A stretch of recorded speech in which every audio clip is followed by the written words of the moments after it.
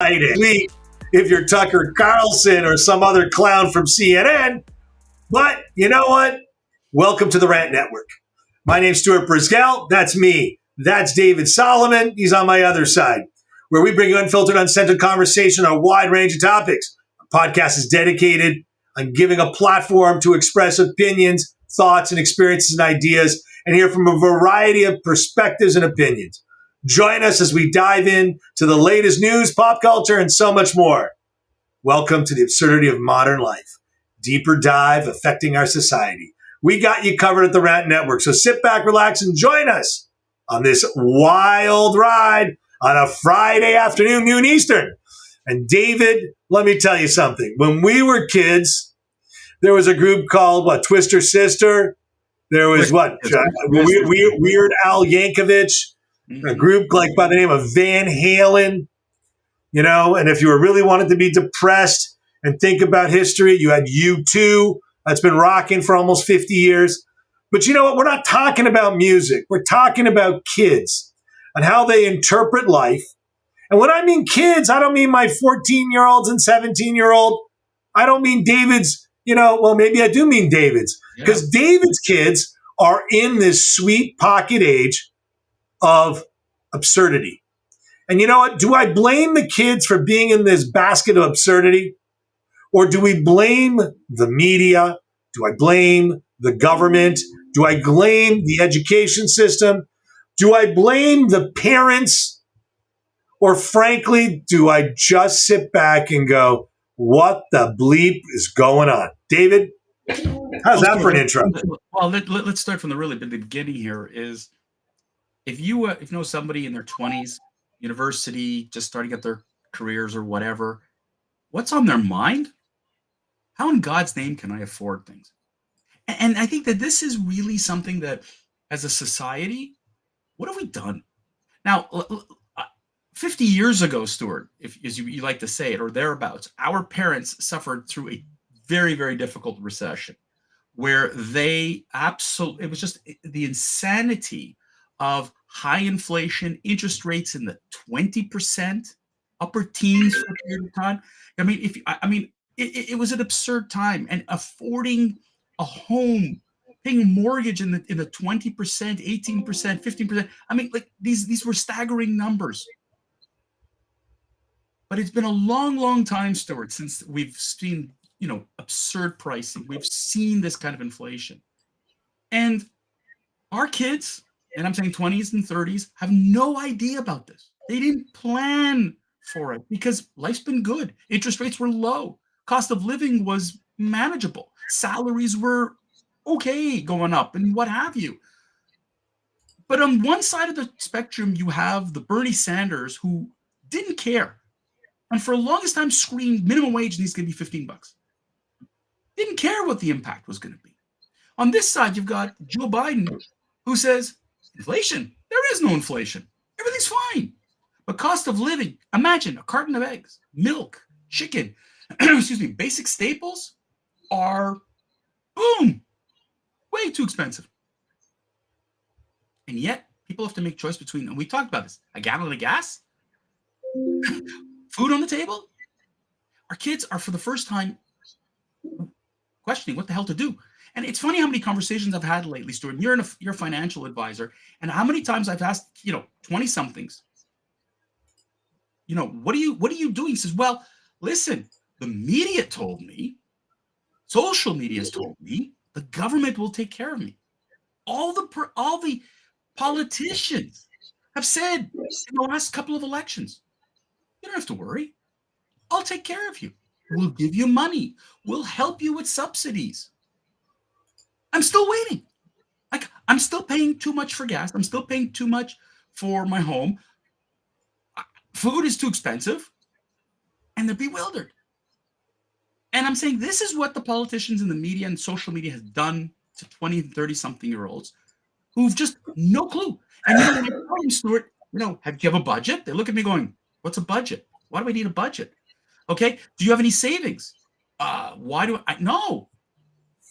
Have you thought of cutting some of your expenses? Maybe, don't go to Starbucks. Well, I can't do without $7 latte. look what we've created here, Stuart. Look what we have created. And the government, Joe Biden's to the Justin Trudeau's to everybody, has promised the electorate, don't worry, we'll take care of you. They are so not equipped to deal, Stuart, today with the financial crisis that's in front of them. And you know what, Stuart? This to me makes me ill. But what would you tell your kids right now? You have a 17-year-old.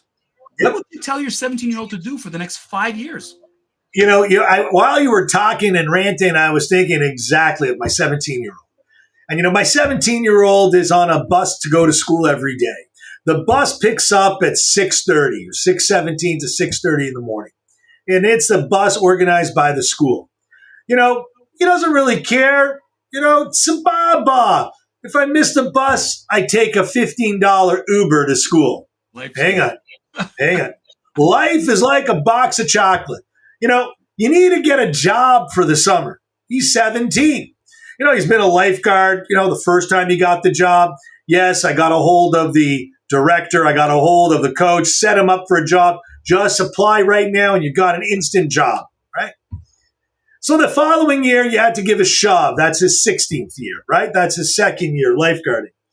Now he's 17. I'm like, did you apply for a job?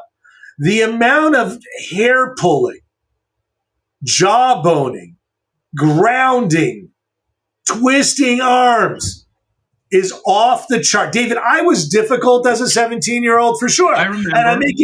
And David, you can remember that far back. You were no ball, ball of, what is it? Let's not basket of peaches. I screw up cliches. But again, the advice I'd give is, by the way, and my stepson, like all my kids, they all have debit cards. They all give me, I'm the banker. They give me the cash. I transfer money in because where else do I get cash from? And, here we go. They have no idea. Well, I can't say that. The one 14-year-old daughter I have, she accounts for every penny. She has a login to her bank account. She looks at everything. I got a problem, Stuart. I'm shopping too much at whatever store.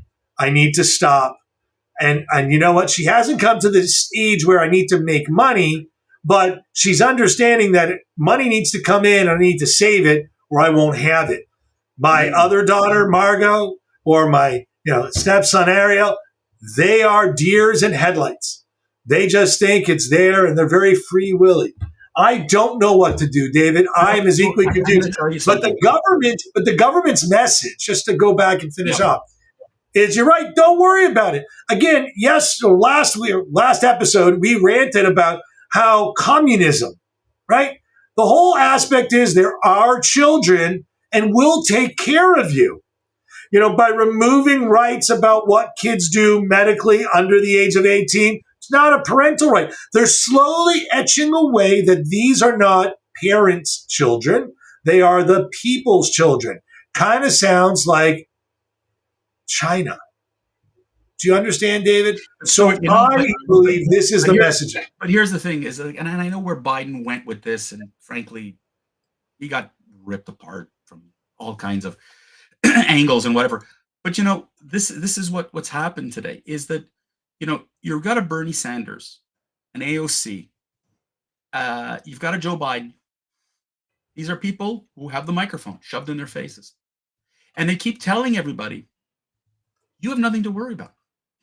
All of the problems belong to the government, and the government will take care of you. Now, if this would be true, there would be no poverty.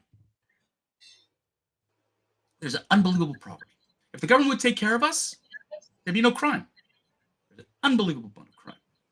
If it was true that the government would take care of us, a basket of food would not be so excessively expensive. The message I tell everybody is, do not wait for the government. You need to take care of yourself. And this is the same thing I tell people my age. They're sitting there, and I know a few pensioners right now in their 70s and 80s, and they're saying, oh, no, the government promised to take care of me. And there's no money. And by the way, I don't know what you think you're going to live on, okay? But the government is not your friend. Your government has only one thing in mind: to get reelected. They don't care really about your well-being. They all say it, but they don't really mean it. And when you listen to conservatives who say, fend for yourself, people are angry, going, why? You promised. And conservatives saying, I know we promised, but we can't because there's not enough money. The debt is too excessive right now to go and pay for what needs to be done. The only way to take care of yourself is take care of yourself. And to 20-year-old, David, this is just like a used. Go ahead. Let me finish this last thought. No, the thing I tell 20-year-olds is take care of yourself. Find a way to cut costs. Find a way to make savings, but do not sit there and wait for the government to hand you money. It is not happening. Self-sufficiency will go further than dependency. David, I was trying to compare politicians to car salesmen. And I'll tell you why. Number one, whatever you want is great. They'll let you want one car, you want a base model, but they'll give you the fully loaded to test drive. They'll never give you the base model to test drive. They'll always try to find out how much you can pay, so then they'll find a car that fits your budget. Or will they manufacture the financing where the dealerships make the lion's share of their money other than service to get you up? What's up? Up, up, up, up, up. Right. Right. You can't pay for it in 36 months, it became 48 months. Can't pay 48, became 60 months. Can't pay 60 months, let's figure out 72 months. You know what? By the time the next round of cars, how about we'll just rent you the car, you'll give us all your money, and when we don't want you to drive the car, we're going to turn it off for you. People are forgetting that the electric cars that are controlled autonomously, eventually we're going to be government controlled. So if you don't have a valid license, your car will be pulled off the side of the road. Oh, wow. If you didn't pay your parking ticket, if you didn't vote on my side of the election, your car's not going to work. God, this sounds just like communist China. But David, still, you keep taking it home. But this is not, the purpose is not to go. I mean, I'm tired of hearing communist China and all that kind of crap. Okay, this is what the government wants. The government wants to control. The government wants to, more dependency.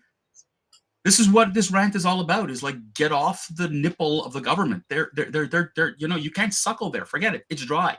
Okay, and really, unless you're a large corporation like Volkswagen is coming here and everybody's throwing money at Volkswagen to open up a factory, but to you and me, they're not going to give you money. They're not going to help you here. You have to help yourself. And to my message to 20-something-year-olds and 30-something-year-olds today that are trying to get their first home or whatever, squeeze, save, do whatever you can, but do not wait for the government, because these governments, okay, at every level have no money to help you.